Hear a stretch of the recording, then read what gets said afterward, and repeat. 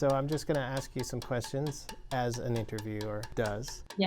We're going to try to make them kind of rapid fire. Feel free to say, "You're going too fast." Okay.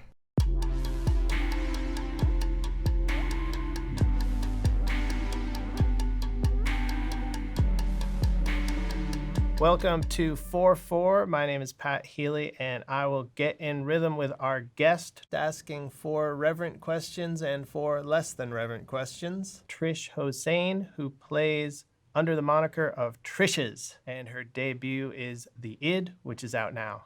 Welcome, Trish.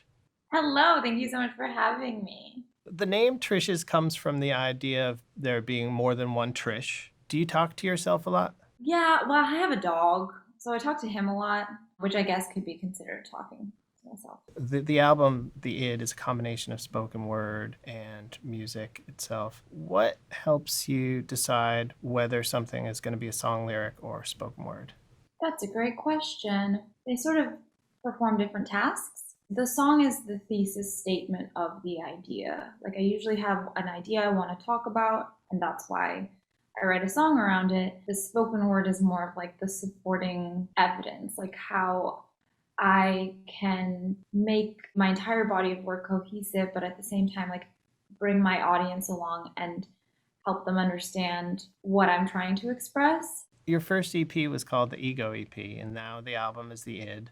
So it begs the question, is the Superego next, and what is that going to be? Superego is next. I might put out a project in between, like a smaller one, because Superego is going to be a lot of work. Superego is about the things that connect us in a spiritual sense.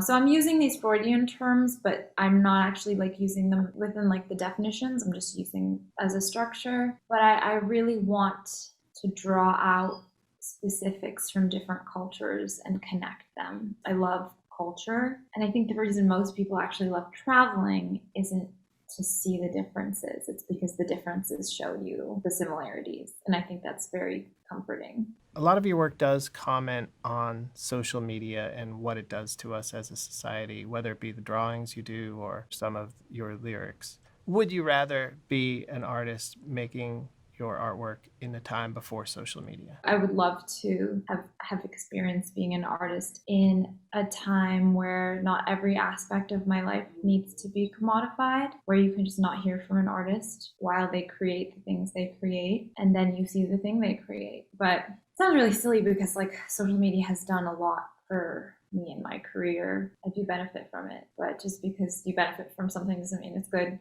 So I'm going to say yes. When one Googles you, one of the images that comes up is a bespectacled dude with a beard and a backwards baseball hat. It says, "This Trishes is Stefan Trischler, an Austrian radio host." What is your favorite thing about Austria? I'd say number 1, Von Traps. Number 2, Schnitzel. You've said that you believe that all societal and global conflict begins from individual inner turmoil, and that examining those inner struggles is an essential part of affecting change. So you have the power to have everybody in the world do one thing to examine their inner turmoil. What would you recommend we all do? Meditation.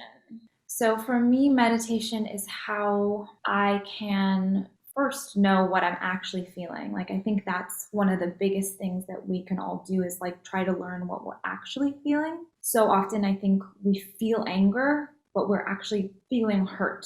And so the ability to sit down and like feel an emotion in your body and say, where is this coming from? I think would make the world a drastically greater place. Greed is a form of fear. Violence, all of these things, like they really come down to these like little children inside of ourselves, like being hurt and scared. This is the Quiz 500 from 1979. Okay. So I'm going to ask you questions till you get one wrong. Oh my God, I hope I get any right. True or false? A kalimba is a musical instrument. True. True. It's a thumb piano. Oh, okay. Robert Zimmerman is better known as Bob Dylan. That's right. Who recorded the classic Incense and Peppermints? do not know that song.